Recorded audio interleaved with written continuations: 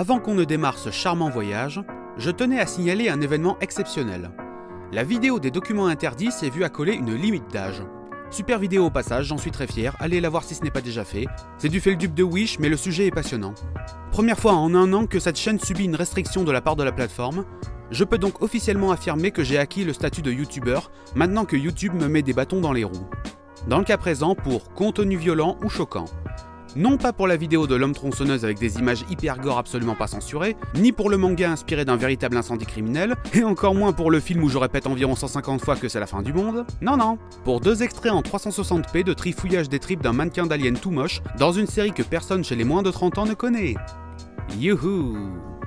Pour fêter dignement ma consécration en tant que vidéaste et afin de rendre un bel et sincère hommage à la modération de ce merveilleux site, sans qui une vidéo infamante aurait pu tomber devant les yeux innocents de vingtenaires et trentenaires abonnés à une chaîne dont la toute première vidéo parlait d'un Jésus psychopathe incestueux en flammes, je vous propose une vidéo avec un sujet bien family-friendly, bien tendre, bien ouvert à toutes et tous, afin que nous retrouvions la paix et l'harmonie entre gens de bonne société, et puissions aller nous coucher ce soir avec des pensées plus légères et des rêves de jolies licornes au pays des merveilles.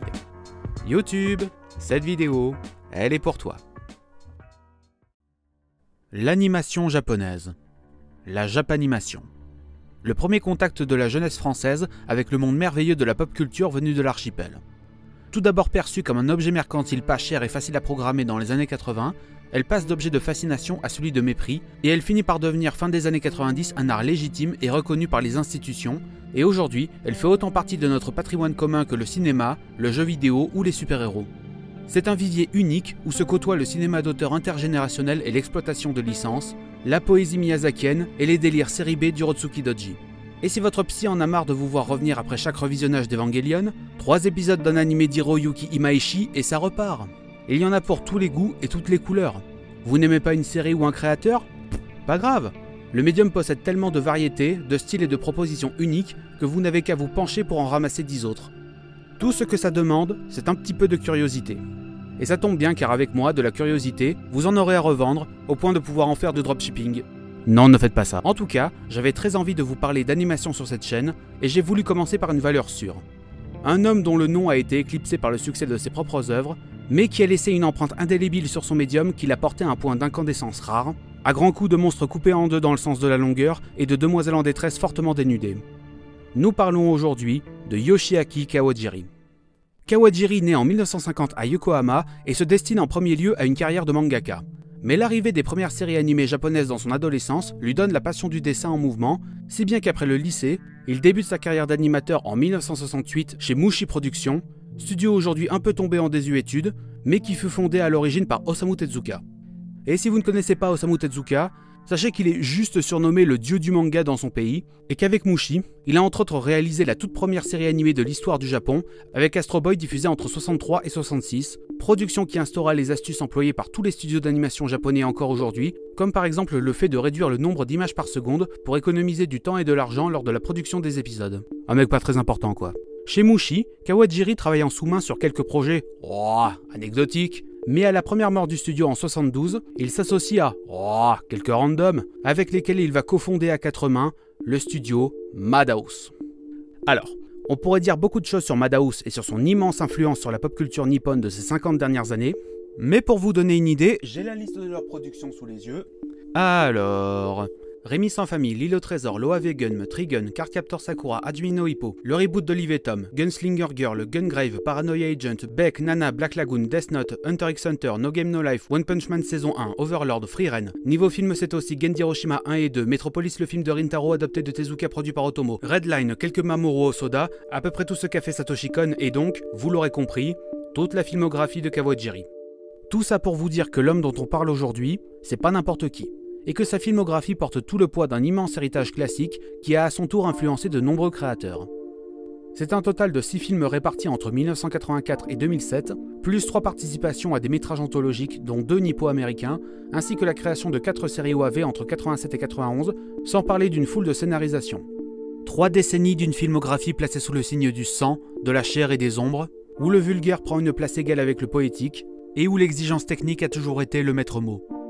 Bienvenue dans le monde de Yoshiaki Kawajiri, celui qui animait dans les ténèbres.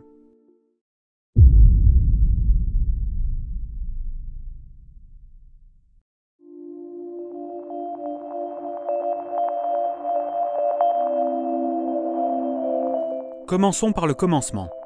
Je vous épargnerai volontiers au cours de cette vidéo les différentes et très nombreuses casquettes d'animateurs clés, de directeurs de l'animation, de storyboarder, de réalisateurs d'épisodes et de chara-designer que le bonhomme a porté au cours de sa prolifique carrière. Retenez juste qu'il bosse dur et surtout qu'il bosse bien. Non, le vrai commencement qui va nous intéresser, c'est le passage de notre homme à la réalisation, qui plus est à la réalisation d'un long métrage d'animation pour le cinéma. Des débuts qui atteignent les étoiles, littéralement.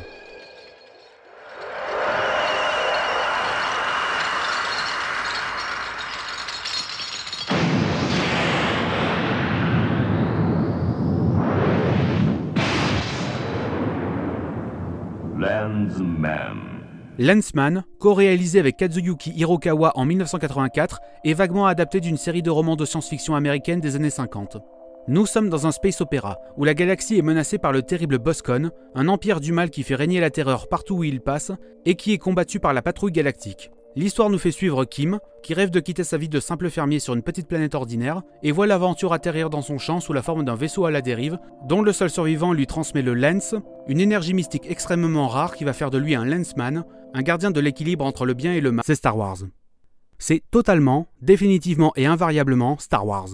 Return of the Jedi. Nous sommes juste un an après la sortie du Retour du Jedi, et pourtant la saga de George Lucas a largement eu le temps d'infuser dans l'inconscient collectif, et bien entendu dans l'imaginaire japonais. Je n'ai pas lu les romans sur lesquels le film se base, mais c'est évident que ses créateurs en ont repris au moins les bases de l'univers, puis y ont accolé les tropes de l'épisode 4, devenus des classiques des films de SF et de fantasy des années 80. C'est tellement Star Wars que l'héroïne a littéralement les traits de Carrie Fisher. Et le méchant, bon bah c'est Dark Vador qui a un peu trop traîné avec Luc Besson, ce qui est très haut dans ma tier liste des choses que je ne souhaiterais pas à mon pire ennemi.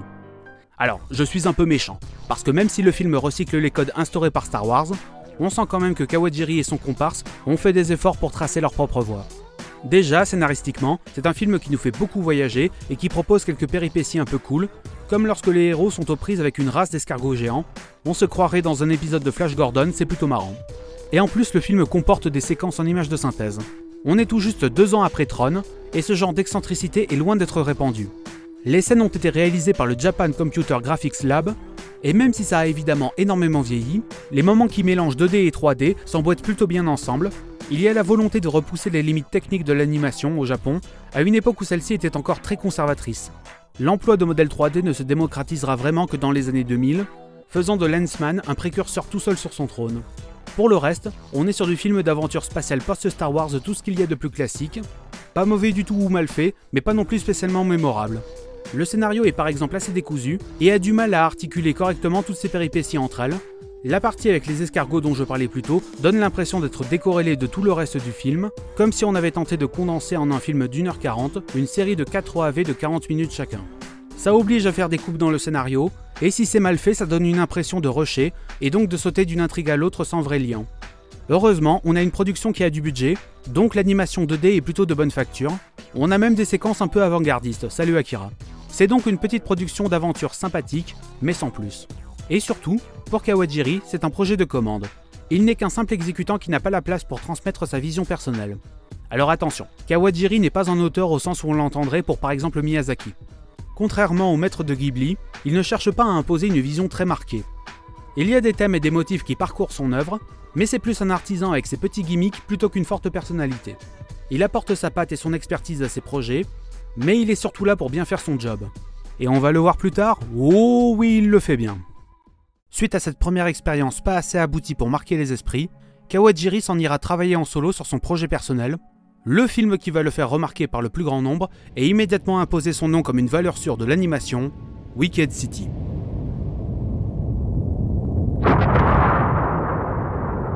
Wicked City, aussi appelé La Cité Interdite par chez nous, est un film d'animation sorti en 1987 mélangeant néo-noir, action, fantastique et horreur. Il raconte la coexistence compliquée entre le monde des humains et le monde des démons, appelé monde obscur.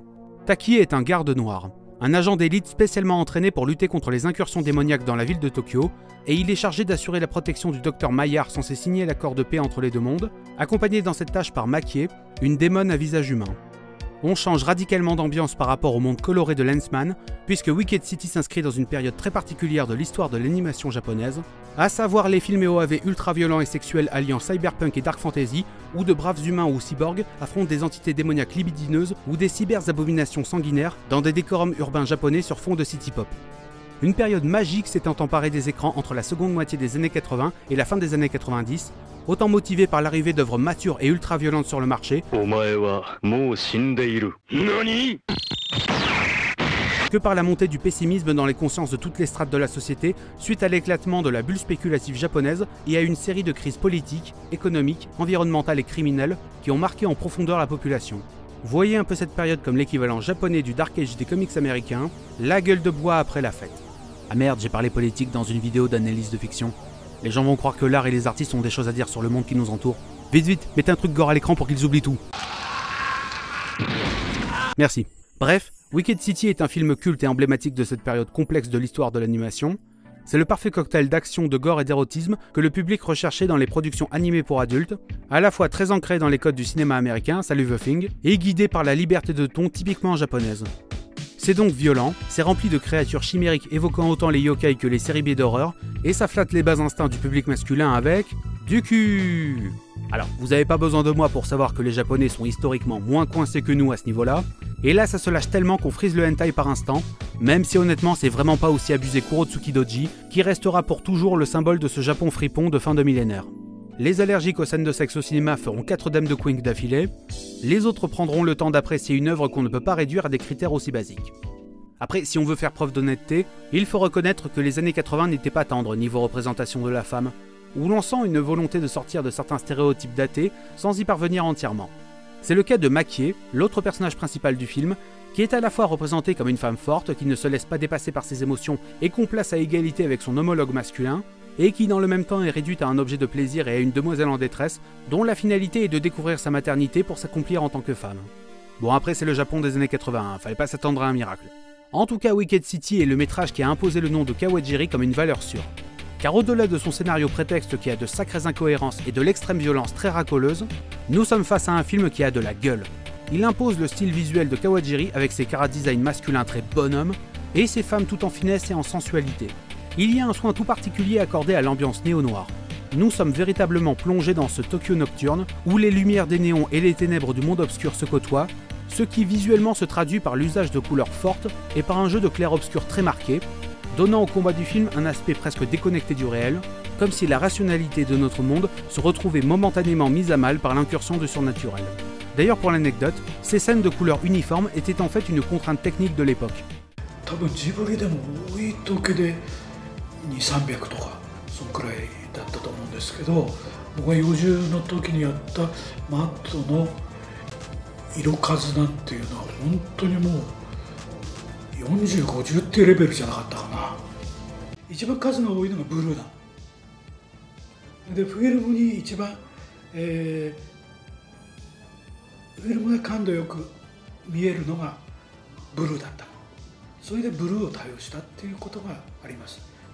それで特に幼獣はちょっと冷たい都会の空気、それを出したかったっていうことがあるんで、余計、闇の中のブルーとかっていうのはたくさん使います。 Vous l'aurez compris, l'ambiance générale est assez glauque et poisseuse, mais Kawajiri arrive à contrebalancer par une certaine sensibilité romantique, pas nécessairement très fine, surtout en comparaison de ce qu'il fera plus tard, mais qui permet d'apporter un peu de lumière à l'ensemble.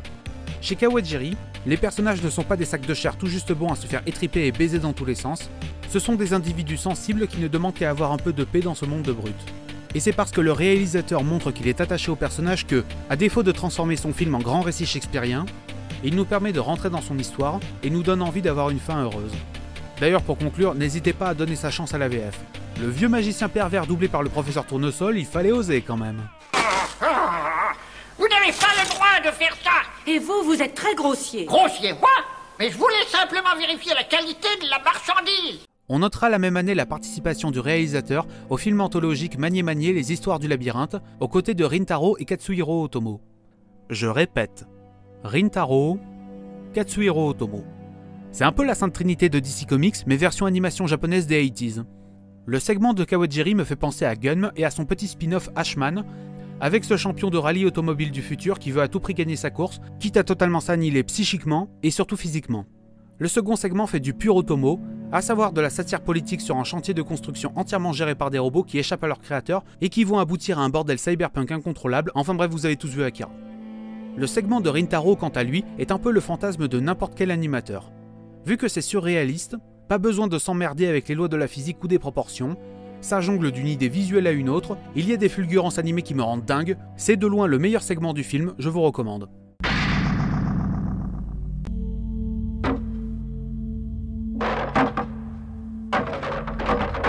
Après le déchaînement de sang et de fureur, Demon City Shinjuku nous propose en 88 un petit arrêt détente, cette fois-ci du côté des Original Animated Videos, les OAV, des métrages one-shot ou des mini-séries dont les épisodes ne dépassent généralement pas les 50 minutes de durée et commercialisés directement en VHS puis en DVD. Le fait de sortir du circuit de distribution classique a permis à de nombreux créateurs et studios une liberté de ton assez unique dans l'histoire de la Japanimation. C'est ce vivier de sang et de semences qui posera les bases esthétiques de grandes œuvres comme Berserk, et on ressent encore aujourd'hui son influence sur les créateurs japonais.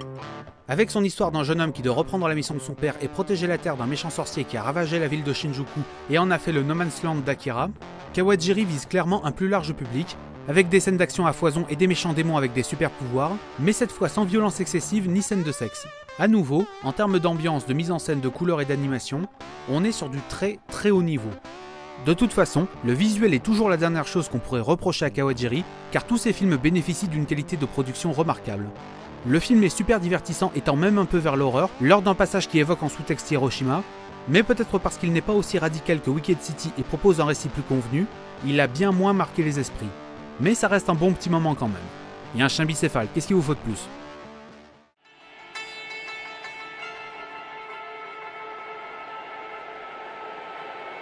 « 1993.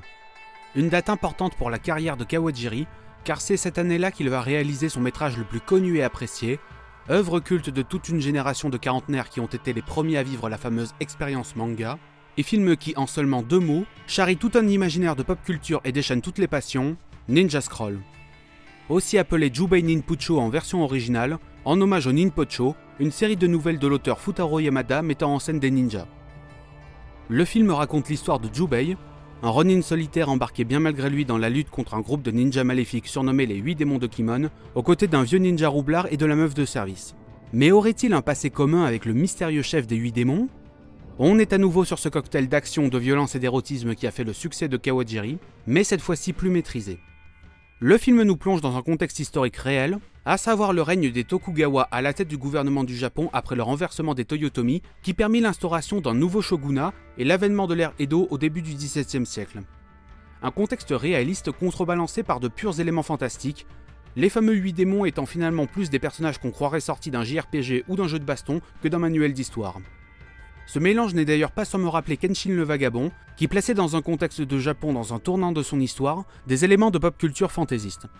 C'était d'ailleurs un choix assumé de Kawajiri, qui visait avec Ninja Scroll et Wicked City avant ça à toucher un public en dehors des frontières du Japon, à créer des œuvres culturellement marquées, mais assez identifiables même pour un public occidental pas habitué à l'animation japonaise.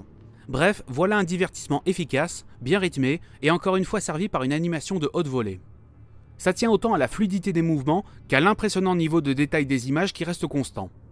Vous le savez, plus le dessin est fourni, plus ça demande un important travail d'animation sur la durée, ça demande du temps et de l'argent, et bien souvent les animateurs doivent faire des concessions, particulièrement dans le format sériel. Mais Kawajiri, c'est avant tout un technicien de génie. Un homme qui a un niveau d'exigence élevé en termes d'animation, et s'il lui faut passer des années de sa vie à fignoler chaque séquence de son film tout en travaillant en parallèle sur d'autres projets, alors il le fera. Heureusement pour lui que le respect des droits de l'homme est un concept peu répandu dans le management des équipes d'animation au Japon. Alors oui, on a bien 2-3 recyclages par-ci par-là, mais à aucun moment Kawajiri ne sacrifie la beauté de son image pour économiser du temps de travail. Tout est fait pour proposer une expérience de cinéma live-action avec de l'animation. D'ailleurs, les combats sont à chaque fois assez courts pour suivre le modèle des films de sabre japonais et la réalité des combats au katana, mais ils sont fluides et intelligemment découpés, en plus de nous offrir la juste proportion de ces effets qu'on ne peut créer qu'en animation. Mais si, vous savez. Et c'est un bide. Eh oui. Waouh, waouh, waouh, waouh. Non, car c'est un coup d'épée de Japanimation. Encore une fois, le scénario du film n'est pas exceptionnel, En gros, c'est une espèce de boss rush contre une série d'adversaires aux pouvoirs variés et tous plus retors les uns que les autres jusqu'au boss de fin qui a bien la gueule de l'emploi. Mais ça fait le job et ça n'a pas de grande prétention autre que celle de nous faire vivre une chouette aventure pleine d'action et d'émotion. Car j'ai déploré tout à l'heure la misogynie des films de Kawajiri, mais en vrai c'est un peu plus compliqué que ça. Contrairement à par exemple un Buronson qui crie à chacun de ses mangas « La place de la femme c'est la cuisine !» le réalisateur approche le féminin avec empathie. Ici par exemple, il nous présente Kagero, une kunoichi qui a été élevée et entraînée toute sa vie pour devenir une arme au service de son seigneur, mais que la cruauté du monde transforme en objet de plaisir et en otage à la moindre occasion. Rien de différent par rapport à Maki jusque-là, mais on apprend pendant le film que son organisme sécrète naturellement du poison, transformant toute relation sexuelle en condamnation à mort pour ses partenaires, et c'est ironiquement ce corps mortel qui peut servir de remède à l'empoisonnement que subit le personnage principal si elle choisit de se donner à lui, sachant que plus le film avance et plus elle éprouvera des sentiments à son égard. On peut déplorer que la représentation du féminin dans le film passe obligatoirement par la sexualisation et le désir amoureux, et d'ailleurs pour les méchants c'est encore pire, mais il faut reconnaître que pour cet arc-là, il y a eu un effort de fait, un vrai sens du tragique qui fait qu'on s'attache au personnage. Car au-delà du sang et de la fureur, ce sont bien ces petits instants d'accalmie entre deux combats qui intéressent vraiment le réalisateur, ces brefs moments où les personnages peuvent rengainer leur sabre et commencer à être eux-mêmes, et à prétendre être des gens ordinaires pour une fois dans leur vie. Car la mort les attend peut-être au tournant, alors autant aller à sa rencontre sans regret et aider les malandrins à faire un tour en enfer. Ninja Scroll est le film qui offrira à Kawajiri son retentissement international et qui en fera véritablement un réalisateur culte, et un très grand nombre de personnes qui se revendiquent fans de pop culture nippone, autant les adolescents des années 90 que les jeunes abonnés à Crunchyroll lui doivent beaucoup. Parce que Ninja Scroll, c'est l'un des grands moments d'animation de sa génération, au même titre que le film Street Fighter 2 ou Ghost in the Shell. Pas seulement pour leur qualité technique, mais également pour leur retentissement et leur influence sur un Occident encore bien ancré dans ses préjugés vis-à-vis de la culture japonaise.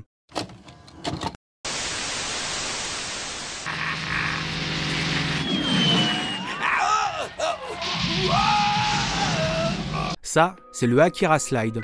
Un plan iconique qui à lui seul symbolise tout un pan de la culture japonaise et toute une philosophie de l'animation. On en a de temps en temps, de ces images marquantes qui par leur seul pouvoir d'évocation posent un jalon dans l'histoire du médium et parviennent à avoir un retentissement qui dépasse le cadre de l'animation japonaise, et dans le cas de Ninja Scroll, c'est ça. Qu'est-ce qui rend cette image si évocatrice au point qu'on la reproduise encore 30 ans plus tard? Est-ce sa brutalité extrême? Le cadrage qui fait ressortir la taille démesurée de la lame et de la blessure? Les giclées de sang surréalistes et l'expression choquée du malheureux? Est-ce que j'ai ajouté cette partie au montage à la dernière minute juste pour casser les couilles de YouTube? Tant de questions auxquelles il est impossible de répondre. Personne, si ce n'est l'œil du spectateur lui-même, ne sait comment naissent les icônes. Et c'est un cruel gardien des secrets. Sans le savoir, avec Ninja Scroll, Kawajiri venait de provoquer un shift dans la réception de l'animation de son pays à l'international. Et c'est encore le moindre de ses exploits. On peut donc dès à présent s'attaquer à la raison pour laquelle j'ai voulu faire cette vidéo.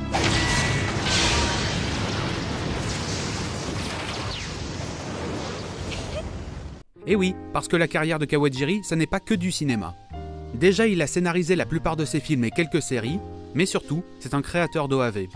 On a parlé de Demon City plus tôt, mais il réalisera également entre 89 et 91 Midnight Eye Goku, adapté d'un manga de Buichi Terasawa, et Cyber City Oedo 808. Deux séries OAV cyberpunk, la première tendant vers le film noir, la seconde dans le creux de la vague Mamoru Oshii. Goku raconte du très classique Terasawa, à savoir un détective courageux et roublard qui combat les malfrats grâce à ses gadgets et à son œil gauche capable de pirater n'importe quel ordinateur, et qui bien sûr attire à lui toutes les gravures de mode qui passent façon James Bond. Si vous connaissez un peu Cobra, le pirate de l'espace, c'est un peu la même recette old school, sauf que ça se passe sur Terre. Pas un défaut en soi car ça reste plaisant à regarder, et les chara-design de Terasawa s'harmonisent très bien avec la patte visuelle de Kawajiri. Cyber City de son côté propose 3 épisodes se concentrant chacun sur un des membres d'une escouade de la police du futur, qui sont des repris de justice qui allègent leur peine en traquant les autres criminels dans une ville ultra technologique. Un projet original où l'on sent que Kawajiri tente de porter ses thèmes récurrents comme la romance tragique ou la question de l'immortalité, et qui constitue un divertissement vraiment plaisant, avec notamment des designs cyberpunk qui ont vraiment de la gueule. Classe, man. Top of the pop. Après, on sent que ces deux séries étaient prévues pour être plus longues à la base, mais peut-être parce qu'elles n'ont pas été assez rentables sur le marché de la VHS, elles n'ont pas dépassé les 3 épisodes. Même problème survenu en 96, lorsque Kawajiri adapte en série OAV le manga one-shot Birdie the Mighty de Masami Yuki, le créateur d'Atom the Beginning, une série racontant les aventures d'une shérif de l'espace arrivée sur Terre pour traquer une organisation de malfaiteurs aliens, et qui, suite à un accident où elle manque de tuer un adolescent, se retrouve obligée de partager son corps avec ce dernier. Les deux vont devoir collaborer pour gérer le quotidien et combattre le crime venu de l'espace pour détruire la Terre. On mélange ici des influences très diverses allant du Metal Hero très populaire dans les années 80 aux comics de super-héros en passant par la tranche de vie lycéenne. Le partage de corps entre Birdie et Tsutomu rappelle la dynamique de Parasite. C'est très sympathique, même si encore une fois 4 épisodes de 30 minutes donnent à Birdie l'aspect d'un animé avorté en cours de production. Après, ça reste intéressant d'avoir une production japonaise des années 90 avec un protagoniste féminin fort qui prend bien souvent les initiatives à la place de son homologue masculin et qui n'est pas sexualisé à outrance. Particulièrement dans un projet de Kawajiri qui décidément s'est amélioré au fil du temps. C'est aussi intéressant d'avoir cette idée de double identité dans un seul corps qu'on pourrait presque rapprocher d'un sous-texte un peu avant-gardiste sur la transidentité, mais vu les conneries que j'ai déjà dites par le passé à ce propos, je ne vais pas développer. Avez-vous déjà vu un abruti qui désigne Togata comme une fille? Togata est une jeune femme hors du monde. Maintenant, oui. Entre la sortie de Ninja Scroll en 93 et notre prochain arrêt en 2000, les œuvres de Kawajiri ainsi que toute la vague animée bourrine dont on a parlé plus tôt ont eu le temps de traverser les frontières, et notamment de nous arriver en France grâce à la filiale Manga Entertainment, qui va distribuer des éditions d'abord VHS puis DVD, des films et OAV emblématiques des années 80-90 à partir de 1995, et grâce auxquels toute une génération d'adolescents et d'adultes français ont pu découvrir Akira, le premier film Evangelion, Ghost in the Shell, Pat Labor, et ainsi de suite. On peut d'ailleurs supposer que cette initiative a contribué à la fin de l'infantilisation de la culture manga et animée dans l'imaginaire collectif, en prouvant que les fameux mangas n'étaient pas que des dessins animés pour les gosses ou des débilités ultra-violentes qu'il fallait forcément regarder avec distance et mépris. La société belge Dybex prendra le relais au début des années 2000 et deviendra un autre acteur important de l'accès aux films et séries animées japonaises, notamment en étant la première à distribuer l'animé Evangelion en France. Et si comme moi vous avez forgé votre culture animée dans les années 2000 et 2010, vous aurez forcément eu leurs superbes éditions DVD entre les mains. Parenthèse refermée. Et il est temps. Maintenant.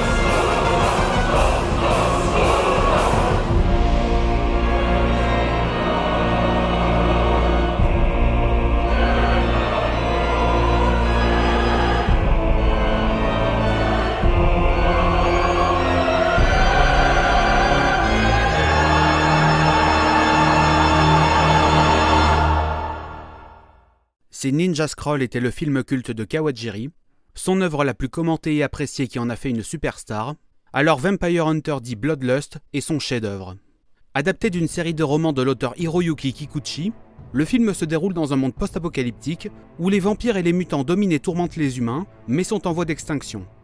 Nous suivons Dee, un chasseur de vampires lui-même d'Empire, c'est-à-dire un hybride né de l'union d'une humaine et d'un Nosferatu, chargé de retrouver une jeune femme de bonne famille kidnappée par un vampire partie sur les routes dans une diligence.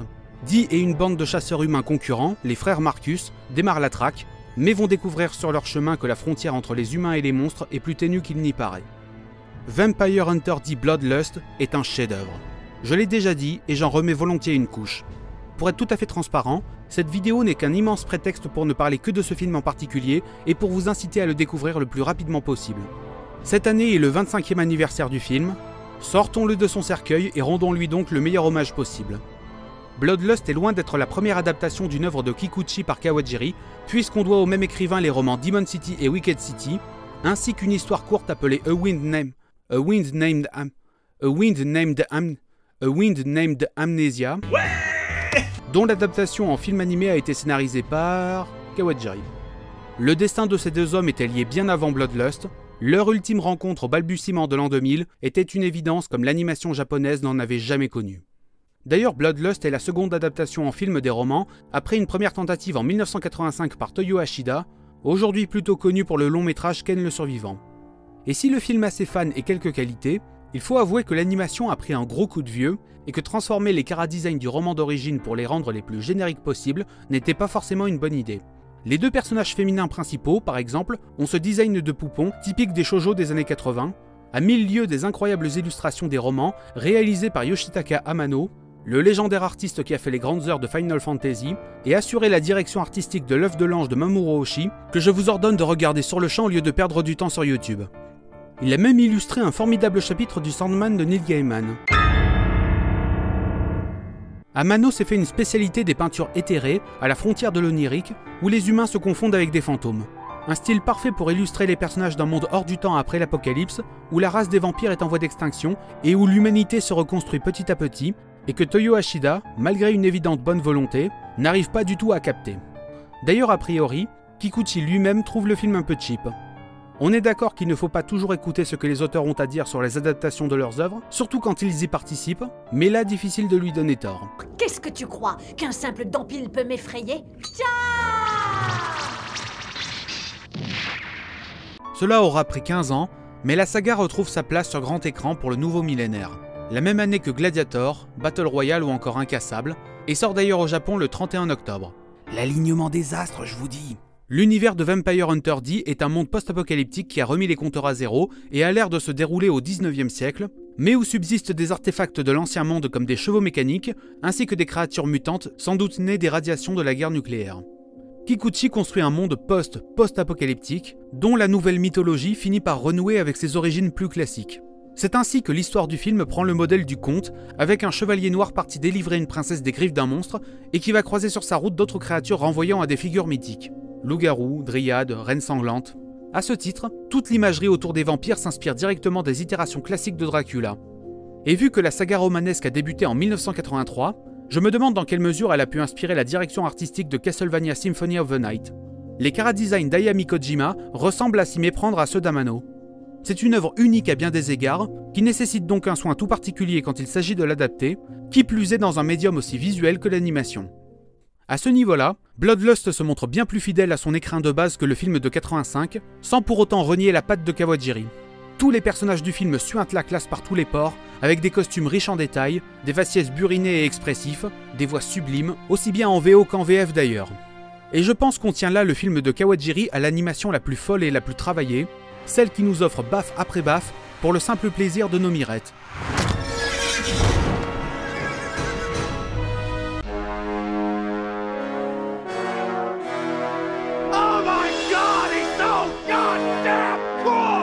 Cette démesure visuelle se fait l'écho de son univers foisonnant, partagé entre post-apo, western, gothique, road trip et dark fantasy, où se côtoient les systèmes de défense laser et les créatures chimériques tout droit sorties de Ninja Scroll, avec une variété invraisemblable de décors, allant des landes écossaises constellées de ruines au gigantesque château gothique tout droit sorti d'un conte, en passant par le désert à la Mad Max. Le tout baigne dans des ombres à nouveau très marquées et qui donnent plus de relief aux architectures et aux environnements. Le film est visuellement magnifique et cherche en permanence à nous dépayser, à nous faire vivre le vertige de son univers qui nous raconte la reconstruction qui suit l'âge sombre de l'apocalypse. Le règne des vampires touche à sa fin, les derniers représentants de l'espèce sont traqués par des humains de plus en plus assurés et de mieux en mieux équipés, ainsi que par un chevalier noir en croisade que rien ne semble pouvoir arrêter. C'est pourtant à la fin de cette ère qu'émerge un amour entre humains et vampires, avec toutes les interrogations que cela charrie. Kawajiri cherche à brouiller la frontière entre les humains et les monstres. Dans l'imaginaire japonais, le vampire fascine car il représente un être qui ne peut pas mourir. Or, dans les cultures bouddhistes et shintoïstes, tout ce qui vit doit mourir un jour et faire place au renouveau. Les immortels sont donc très souvent montrés dans les œuvres japonaises comme des créatures tragiques et malheureuses, torturées par une existence solitaire faite de douleur et de chagrin, et qui, dans le cas des vampires, se couplent au besoin de se nourrir d'autres humains pour assurer sa subsistance, les rendant doublement misérables car ils allongent inutilement leur vie par la prédation des innocents. C'est pourquoi les vampires de Vampire Hunter D sont des créatures tragiques, mais leur profond désespoir ne fait que rendre leurs émotions plus fortes et plus extrêmes, et donc renforce ironiquement leurs aspects les plus humains. A l'inverse, les humains, par crainte des monstres qu'ils combattent et parce qu'ils ont leurs propres failles inhérentes à leur nature éphémère, finissent par devenir plus monstrueux encore que les vampires. Un père qui ne peut accepter l'amour que sa fille porte à un non-humain et est prêt à la faire tuer pour empêcher cette union.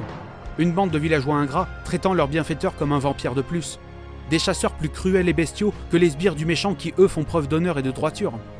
Et si le film évite le manichéisme classique, Kawajiri ne tombe pas non plus dans l'extrême inverse qui serait trop évident, à savoir nous montrer les vampires comme les vrais gentils et les humains comme étant tous des salauds. Car les frontières de la morale et de l'empathie sont bien plus complexes que ça, ce qui fait que l'adaptation est très nuancée, surtout par rapport au roman. Dans l'histoire de Kikuchi, les frères Marcus abusent sexuellement de Leila, l'autre personnage féminin principal du récit, et ils sont surtout montrés comme des bandits avant tout motivés par l'argent, qui n'hésitent pas à exploiter un homme malade en fin de vie pour servir leurs intérêts. Dans le film, ils sont au contraire montrés comme une famille unie et aimante, que la mort de leur camarade chagrine et pousse à la vengeance, et qui va progressivement les mener à regarder au fond de l'abîme, jusqu'à ce que l'abîme regarde en eux. Groove, on n'a pas le choix, on a besoin de toi sur ce coup-là. Est-ce que tu crois que tu peux y arriver, vieux? Je t'ai déjà dit que tu étais hyper sexy dans cette combinaison ultra moulante. Va te faire voir, Kyle. D'ailleurs dans le film, Charlotte, la jeune femme enlevée par le vampire, a droit à plus de nuances que sa contrepartie romanesque.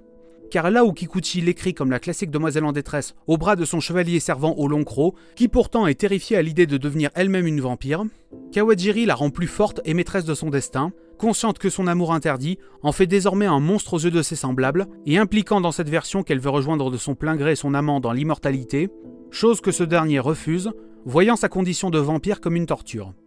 Là où la femme recherche la monstruosité comme échappatoire, l'homme embrasse sa propre humanité pour soulager le fardeau de son existence. Une sombre histoire d'amour qui ne peut que mal finir, mais qui comme n'importe quelle histoire d'amour mérite qu'on la raconte pour que les spectateurs sachent en tirer les bonnes leçons. Et entre les deux camps, nous avons le mystérieux Dee, ni humain ni vampire, craint et haï par les deux espèces, mais qui a pourtant choisi de se battre contre les créatures de la nuit, enfermé dans un cycle de chasse sans fin,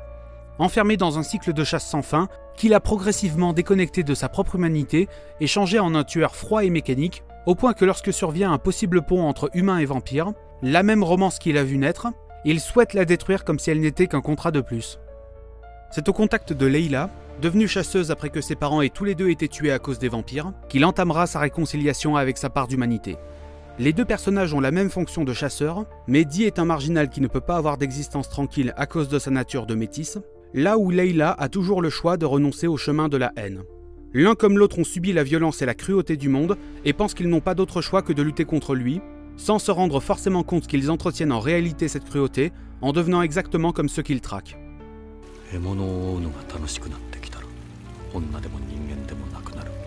Là où Leila comprendra la vacuité d'un conflit où les hommes et les monstres se déchirent alors qu'ils sont pourtant si semblables au point de pouvoir s'aimer, Dee, qui avait laissé son travail de chasseur effacer toute trace d'émotion ou de scrupule, réapprendra à faire prévaloir sa part humaine sur celle vampire. Ce qui a toujours compté le plus dans les films de Kawajiri, ce n'est ni le sang, ni le sexe, ni les ténèbres, mais bien les personnages qui surnagent au milieu des monstres dans le chaos de l'univers et tentent de dépasser leurs devoirs, leurs fonctions et leurs angoisses pour enfin commencer à vivre par eux-mêmes et pour eux-mêmes. Cesser d'être des personnages fantasmés de cinéma et devenir des personnes, des gens qui attendent plus de la vie que la souffrance et les combats que la fiction leur impose, et qui profitent de chaque instant de bonheur qui leur est accordé avant qu'il ne soit trop tard. Il y a une scène très importante dans le film, peut-être même la meilleure. Lorsque Dee et Leila discutent enfin à cœur ouvert, celle-ci propose aux vampires un pari. Si l'un d'eux meurt, l'autre sera là pour déposer des fleurs sur sa tombe, afin qu'il ne soit pas seul au monde au moment d'être enterré, une perspective qui effraie plus la jeune femme que le décès en lui-même. Cette scène cristallise la vision de Kawajiri sur ces deux personnages, leur rapport au monde et à la vie, ainsi que leur profonde solitude, qui décidément est un trait récurrent dans les productions du réalisateur. Mais il montre aussi la façon dont l'appréhension de leur propre trépas finit par faire naître entre eux une forme de camaraderie insoupçonnée. De cette fatalité qu'est la mort inéluctable pour tout ce qui vit, et que Dee revendique comme son credo personnel, Kawajiri fait renaître ses personnages et leur donne ce qui leur manquait jusque-là, une raison de vivre. Et il conclut leur histoire de la meilleure façon possible, dans une scène d'ailleurs absente du roman. C'est plutôt cocasse que celui qui est animé dans les ténèbres finisse inexorablement par faire retrouver la lumière du jour à ses personnages. Mais comme il le souligne lui-même dans Bloodlust, rien n'est éternel. La vie, le monde et la société doivent constamment évoluer ou prendre le risque de disparaître. Les personnages prisonniers de leurs démons intérieurs doivent pouvoir s'en libérer et devenir meilleurs, sinon ils seraient pires que des bêtes. La route sera longue et certainement semée d'embûches, mais sur le chemin, ils pourront redécouvrir la compassion, la camaraderie, l'humanité. Alors ça vaut le coup.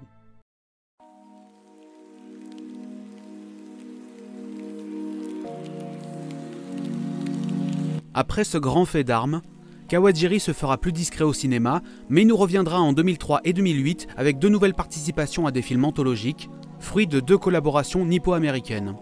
Tout au long de sa carrière, il s'est efforcé de concilier Asie et Occident avec des projets capables de s'adresser aux deux publics, au point que la VO de Bloodlust soit la version anglaise enregistrée aux États-Unis. Et à présent, le voilà affilié à deux monstres sacrés de la pop culture américaine. Toc toc Néo.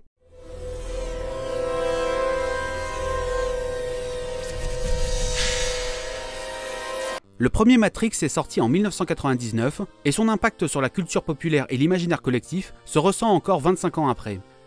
J'adore la trilogie, oui j'ai osé dire ça, je l'ai découverte assez jeune et le retournement de situation du premier film m'a fait une entorse au cerveau qui je crois n'a toujours pas guéri. Animatrix fait partie du plus vaste projet transmédia autour de l'univers de Matrix et il en est sans doute l'œuvre la plus connue.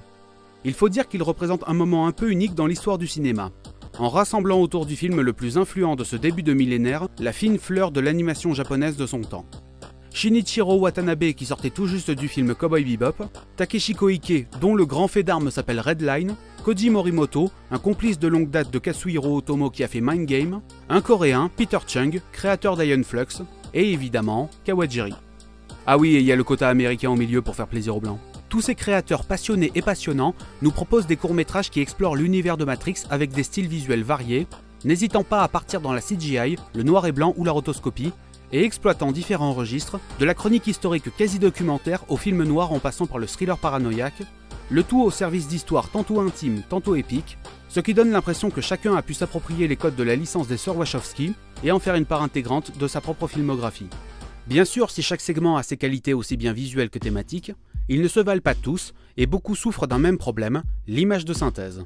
L'image de synthèse de 2003 qui a terriblement mal vieilli. Et ça la fout un peu mal quand le segment qui démarre ton film, donc le premier contact du spectateur avec cette expérience cinématographique interculturelle et transmédiatique, est une cinématique early PS2 où la physique se fait mérovingien le Perséphone à chaque seconde, et qui comporte une séquence de...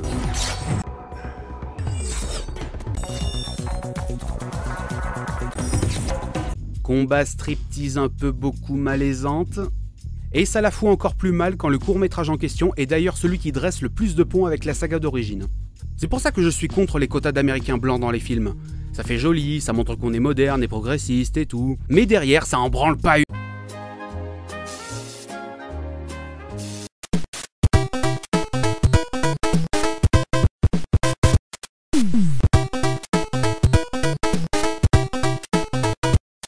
On a le même problème de CGI moche avec Matriculé, le segment de Peter Chung qui fait du Peter Chung, et tente de mélanger personnages en 2D avec des décors et des machines en 3D, et... ça marche pas. Mais ce serait donner trop d'importance aux défauts d'une œuvre bien plus riche que ça, entre Record du Monde qui a mis une baffe esthétique à toute une génération, Au-delà qui te fait juste Inception avec 7 ans d'avance, on peut aussi compter la seconde renaissance et son travail des transitions absolument fantastique. Et bien sûr on doit parler de Programme, le segment de Kawajiri, où le maître nous propose ce qu'il sait faire de mieux, à savoir du combat au sabre super dynamique avec plein de coups d'épée de Japanimation et une romance tragique en point d'orgue, avec en plus quelques clins d'yeux à ses précédents films. Le travail de l'animation est d'une fluidité exemplaire et n'a jamais été aussi propre dans toute la filmographie de Kawajiri, et pour le coup, l'intégration des images de synthèse ne semble jamais en décalage avec les personnages en 2D. On se rappelle que 20 ans avant, le réalisateur avait déjà eu l'occasion de faire un film mélangeant les techniques d'animation, et son expérience a eu de claires répercussions sur la suite de son travail.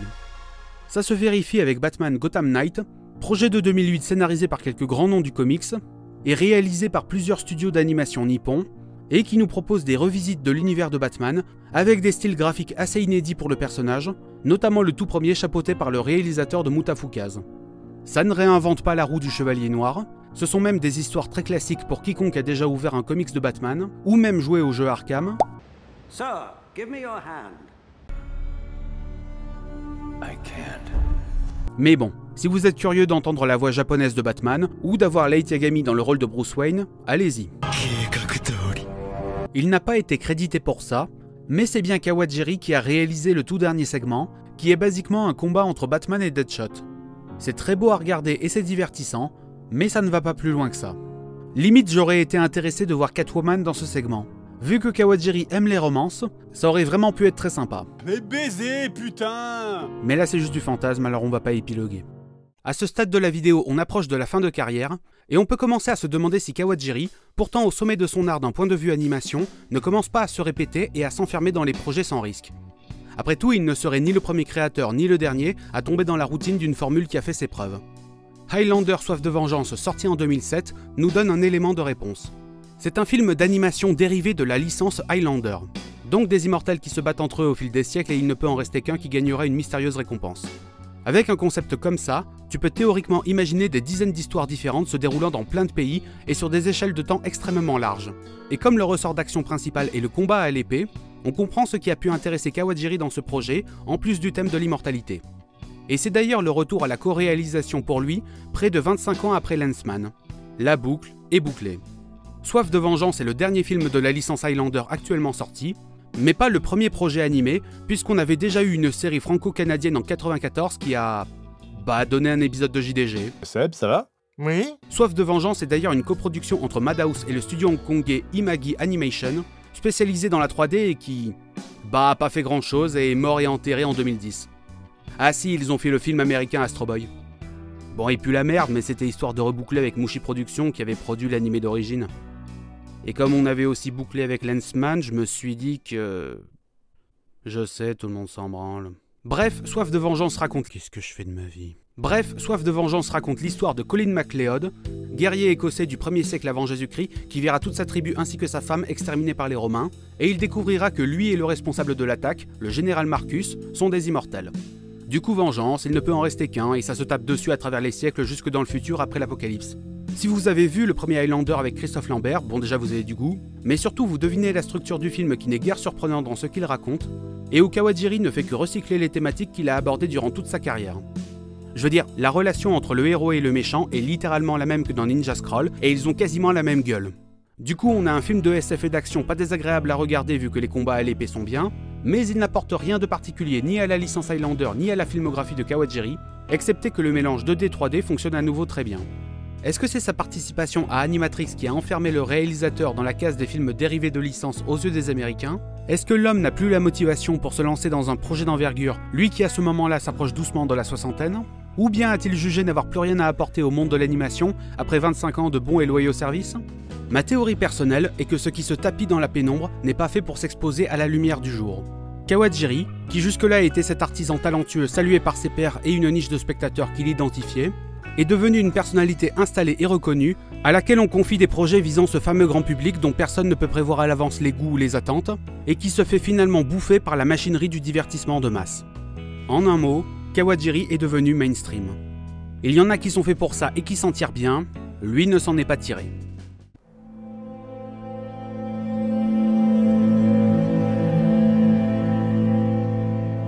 Depuis Gotham Knight en 2008, Kawajiri n'est plus revenu à la réalisation, mais il a continué d'œuvrer dans l'ombre dans le monde de l'animation, car on trouve des crédits de storyboarder pour un tas d'animés jusqu'à aujourd'hui, souvent des très connus d'ailleurs. En 2015 était annoncée la mise en chantier d'une série animée Vampire Hunter D Resurrection, produite par Digital Frontier et Unified Pictures, et parrainée par Kawajiri et Kikuchi. Sauf que cette fois, l'alignement des astres n'aura pas lieu. On sait que le projet était de faire des épisodes d'1 heure diffusés sur un network, et que l'histoire était censée mener Dee jusqu'au continent américain. En 2016, la série était encore en pré-production, en 2018 une première version d'un pilote aurait même été réalisée, mais début 2020, la production est mise en pause à cause du Covid. Et depuis, plus de nouvelles.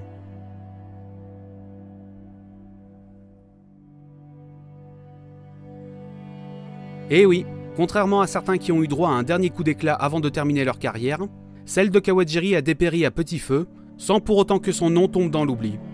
Comme je n'ai cessé de le dire, Kawajiri est un réalisateur culte aujourd'hui, bien que son nom soit moins connu que ses œuvres, il est salué comme un maître de l'animation à part entière, un architecte de l'ombre qui a façonné en profondeur la pop culture japonaise entre les années 80 et 90, a atteint son pinacle au millénium, puis a lentement tiré sa révérence entre la nuit et les ténèbres. Le cinéaste des démons, des ninjas et des vampires a retrouvé sa place. Il en reste un peu, je vous le laisse? Faire cette rétrospective m'a amené à découvrir et redécouvrir les œuvres d'un vétéran de l'animation, et je pense que certains d'entre vous ont dû se demander comme moi, mais pourquoi est-ce qu'on ne fait plus de films comme ça? Pourquoi on ne fait plus de Ninja Scroll ni de Wicked City? Pourquoi est-ce que l'animation japonaise n'a jamais tenté de reproduire ce modèle si florissant des années 80 et 90? Un exemple vaut mieux que 1000 discours, donc intéressons-nous au cas de la série animée Ninja Scroll sortie en 2003 pour les 10 ans du film, et sur laquelle Kawajiri n'a eu aucune incidence en dehors du scénario et ça se sent. Un de ces animés d'aventure un peu random du début des années 2000, pas désagréable à regarder mais pas marquant pour un sou, et qui en plus a l'air d'avoir des années de retard sur son aîné graphiquement parlant. Choix des couleurs assez neutres, animation fonctionnelle à défaut d'être inventive, chara-design qui varie entre l'acceptable et le franchement dégueulasse en passant par tout le spectre du générique, on sent de plus qu'il n'y a pas d'ambition particulière pour ce passage en format sériel, car la structure des épisodes est juste un freak of the week. Le héros arrive quelque part, un méchant lui cherche des poux, il doit se dépasser pour le battre, il le bat, fin. Et vas-y que ça recycle des plans et des idées de l'original, histoire d'avoir l'air encore moins imaginatif. Bref, on a pris une œuvre animée importante des années 90 et on l'a transformée en produit générique vite consommé, vite oublié. C'est tout le souci de devoir produire des épisodes semaine après semaine. Personne n'a le temps de fournir un travail vraiment approfondi ou ne serait-ce que qualitatif. La Toei en sait quelque chose. Et c'est pour ça que le modèle des OAV, avec moins d'épisodes, une durée plus longue pour chacun, et surtout l'absence des contraintes de diffusion de la télévision et des délais de production traditionnels, permettait les énormes claques visuelles des années 80 et 90, et surtout l'effervescence d'un imaginaire aussi débridé que déviant, malgré ses énormes limites.